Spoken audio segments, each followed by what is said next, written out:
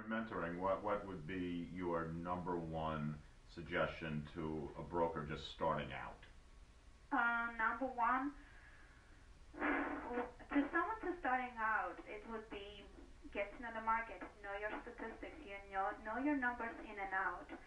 Um, Set up a calendar where you are committed to doing activities on a daily basis, and start being a business owner right from day one. And at the end of the day, evaluate if you were the one who hired you, would you keep yourself or would you fire yourself?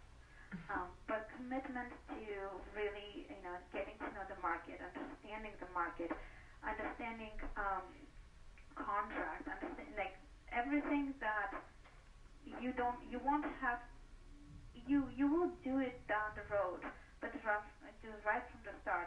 Set up good habits right from day one. That would be my advice for someone who's just starting off. And what about someone who's been doing it for, let's say, 10 years, and in your opinion, doing it wrong? What would you tell them that they should do? It can vary greatly from person to person, and there is question is what this means doing it wrong. Well, they're not making enough money. Well, then what are they doing? That's doing it wrong. We would definitely sit and get a closer look on their business plan, and what are they doing? Are they just spending money for the sake of spending and not tracking their numbers?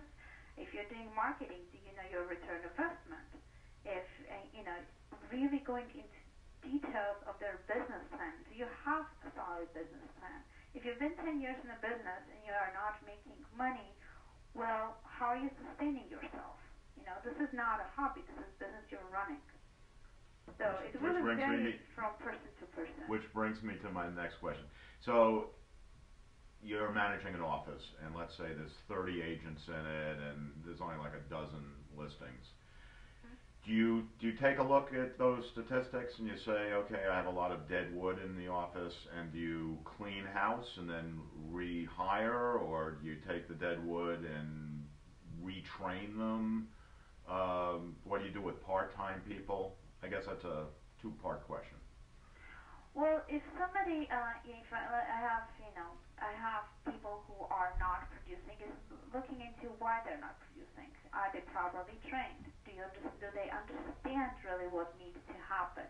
Before I let anyone go, I will give them a chance to really make a commitment to themselves. It's not a commitment to me.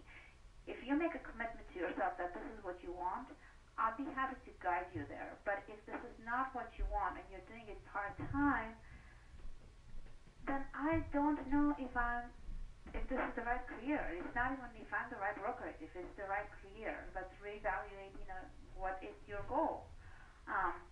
So yeah, I will give people a chance to really find themselves in this business, but they ultimately have to want it. If they don't want it, I can't make someone, it's like, I can't make someone want it.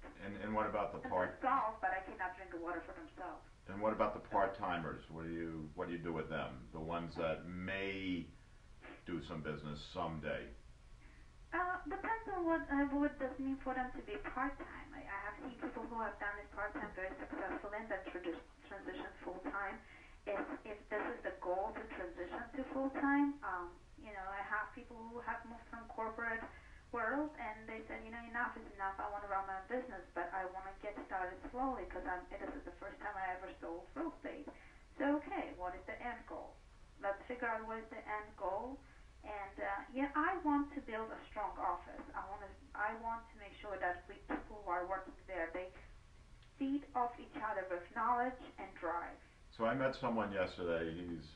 He's doing another job, and he's going to school for all these different things, and he's trying to get a business degree, and he met me. He said, oh, you must have got a business degree or something. I said, no, that's not where I came from. I was pre-med, and he was kind of surprised. And he said, I'm thinking of going into real estate. I'm going to do it part-time. I'm going to do it in the evenings and the weekends. And I immediately just smiled, and I shook my head, and he says, yeah, I know. I've been told that you can't do that. Well, what would you say to him? I personally don't think you can do that, but what do you think? Doing it part-time is just like being a little bit pregnant.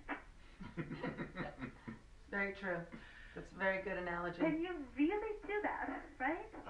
Yeah, so being part-time is not being in the business at all. Yeah. Again, I mean, maybe wait and see. Maybe you get lucky. That's actually what I've always told anybody who would say, well, I just do it part-time. So never say that. You do it full-time. No matter where you are, you're meeting people. No matter where you are, there's always an opportunity. Yeah. Right? You can't just shut it off. Goal though. At the end of the day, what is your end goal? Are you planning to learn? Is it a part-time stage where you're learning and you're not practicing?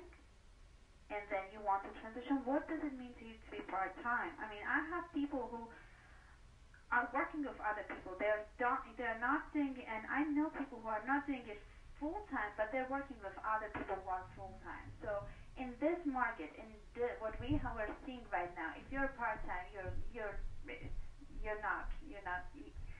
What is the end goal? Well, if you're doing a part-time now, you're missing out on a great opportunity, I guess. You're not building a business. Well, You are